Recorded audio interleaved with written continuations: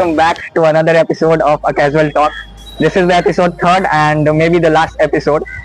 Today we have Rishu with us who got 92% in his class 10th board examination. तो आज रिशु से बात करेंगे और पूछेंगे क्या कुछ स्ट्रैटेजी रिशु फॉलो करता था जिससे उसके इतने अच्छे मार्क्स आए। तो Rishu welcome to my show. तो रिशु सबसे पहले तो ये बताओ कि मतलब जब रिजल्ट आया तो क्या तुम्हारा लेवल ऑफ फियर या फिर एक्साइटमेंट था जब तुम रिजल्ट को देखे थे? लेवल ऑफ फियर तो ऐसा कुछ था नहीं, मुझे अपना पे थोड़ा सा मतलब कॉन्फिडेंस था, अच्छे से पढ़े थे तो मार्क्स अच्छा आना चाहिए। हाँ, बट ये है कुछ एक्सपेक्टेशन से कम मार्क्स आया है क्योंकि मैथ में मेरा थोड़ा सा मार्क्स जो था वो डिडक्ट हो गया। तुम तो मेरा चाइल्डहुड फ्रेंड है, हम बचपन से तुमको देखे हैं कि भाई तुम कभी भी अपने स्कूल एग्जाम में 95 से कम लाया नहीं, तो मतलब इस बार फाइनल 10th बोर्ड्स में ऐसा कैसे हो गया कि तुम 92 पे अटक गया? ऐसा है कि भाई देखो, एक्सपेक्टेशन तो था कि 95 प्लस ही आना चाहिए, ठीक है, सारे सब्जेक्ट्स में तो अच्छा स्कोर किया, बट वो क्या हुआ कि मैथ के जो एग्जाम था ना वही मैथ का एग्जाम था, सारा गड़बड़ हो गया क्योंकि मैथ का पेपर इस बार स्ट्रिक्ट आया था और बाकी सीबीएसई का जो चेकिंग है तो सीबीएसई जाने, इस कारण मतलब कि मैथ ही के कारण मेरा ओवरऑल मार्क्स पे डिडक्शन हुआ है। राइट।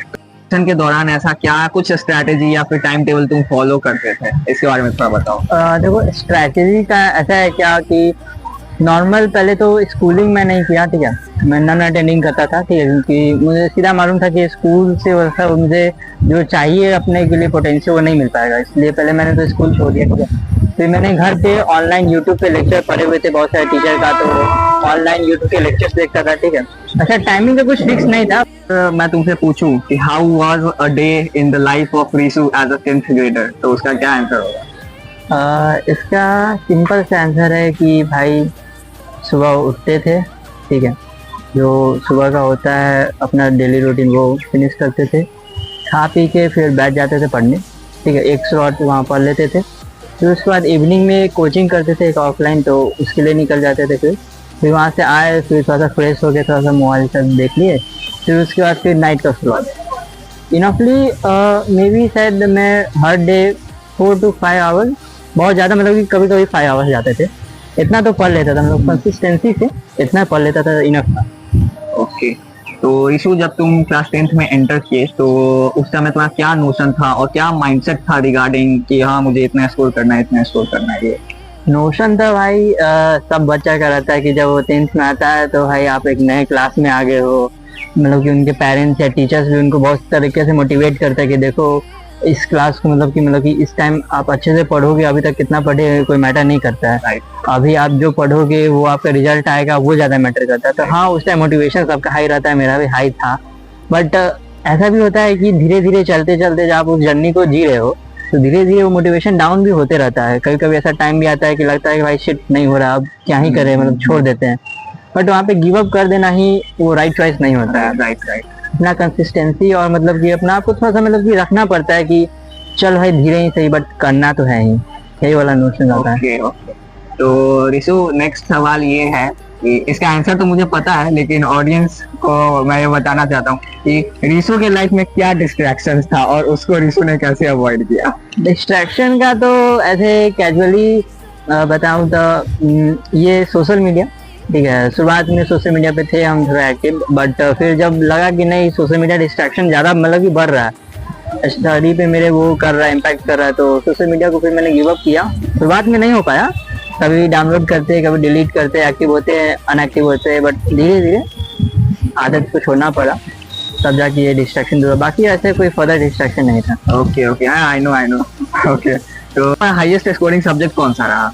मेरा हाईएस्ट स्कोरिंग सब्जेक्ट इंग्लिश रहा, उसमें 97 में आउट ऑफ 100 आया। अच्छा, तो ऐसा कोई 2 टिप जो तुम देना चाहते हो इंग्लिश के लिए? 2 टिप सीरियसली? देखो, जितने भी दोस्तों ये वीडियो देख रहे हैं, ठीक है, दिल पे नहीं रहना, बट हम जो किए वो आपको बताने जा रहे हैं।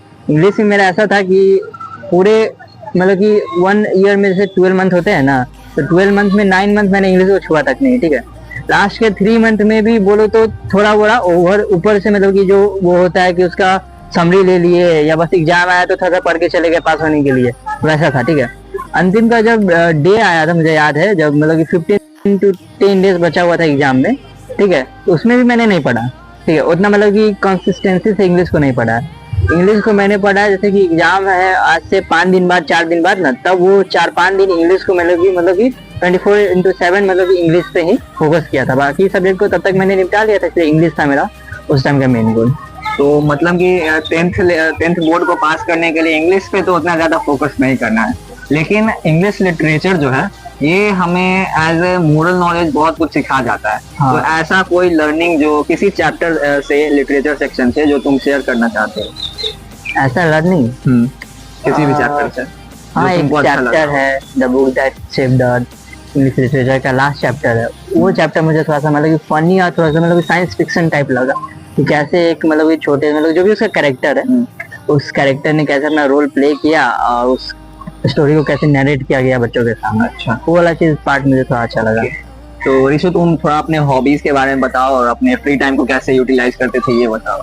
हॉबीज भाई मेरा सोना है, ठीक है। फ्री टाइम को मैं सो के एंजॉय करता हूँ, ठीक है। बाकी मेरे फ्रेंड सब उतने एक्टिव नहीं है, वो लोग भी सिर्फ एडिक्ट है, वो सभी सोते रहता है, जैसे ये भी सोते रहता है। बस कभी कभी क्रिकेट खेलने गया शुरुआत में, बस उसके बाद और कुछ नहीं। चलो छोटा सा रैपिड फायर राउंड खेलेंगे। तो ऋषु इसका आंसर तुमको वन वर्ड या फिर वन फ्रेज में देना है। Okay okay. तो तुम्हारा favourite subject? Favourite subject maths. Okay. Favourite chapter from English literature? Book that shaped the earth. Okay. Your favourite teacher either online or offline? Online, Digraj sir. Oh, Digraj sir. Okay. Your marks in pre boards? 88%। 88% से 92%। ये जो increment आया ये कैसे आया? मुझे भी नहीं मालूम। प्री बोर्ड में भी मैंने वही मतलब कि वो रिप्रेजेंट किया था, बट ये कह सकते हैं उस टाइम मैं फुल्ली प्रिपेयर्ड नहीं था, ठीक है। प्री बोर्ड का जब बैकलॉग लगा एक स्टेप की स्कोरिंग से डी स्कोर हो रहे हूँ, तो थोड़ा सा मतलब मेहनत किया था और मतलब उस पर कंसिस्टेंसी देखा के अचीव किया। I will give 2 options to Rishu और उसको इन दोनों में से कोई एक चूज करना है। तो पहला सवाल ये है ऋषु, नाइट आउल और अर्ली राइजर? वो रोहित, ना मैं नाइट आउलर था ना ही मैं अर्ली राइजर था।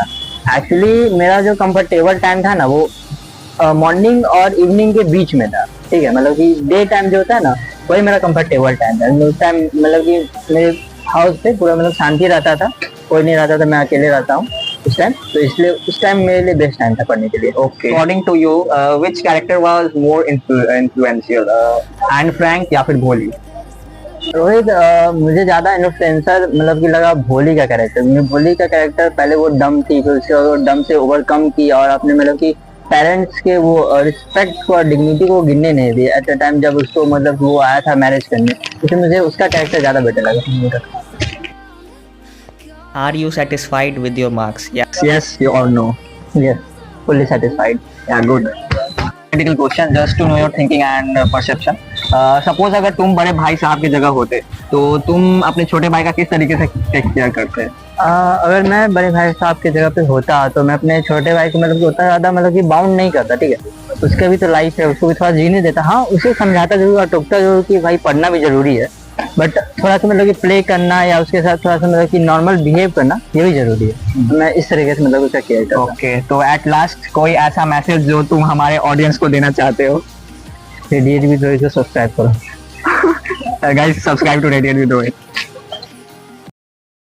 हमारा दोस्त Nishant busy behind the camera, यही आदमी है आज का, आज वीडियो जो शूट हुआ है उसके पीछे। निशांत, बहुत बहुत धन्यवाद भाई तुम्हारा हेल्प के लिए, बस ऐसे ही हेल्प करते रहो। ओके भाई।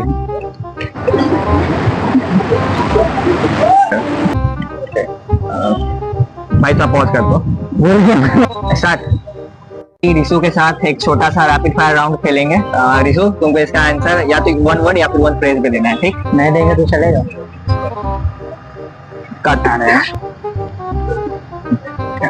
रुको रुको। तो Rishu, welcome to my show. सबसे पहले तो ऋषु तुम ये बताओ कि चलते हुए, ठीक ना? रुको रुको, पॉज कर दो, पॉज कर दो। वीडियो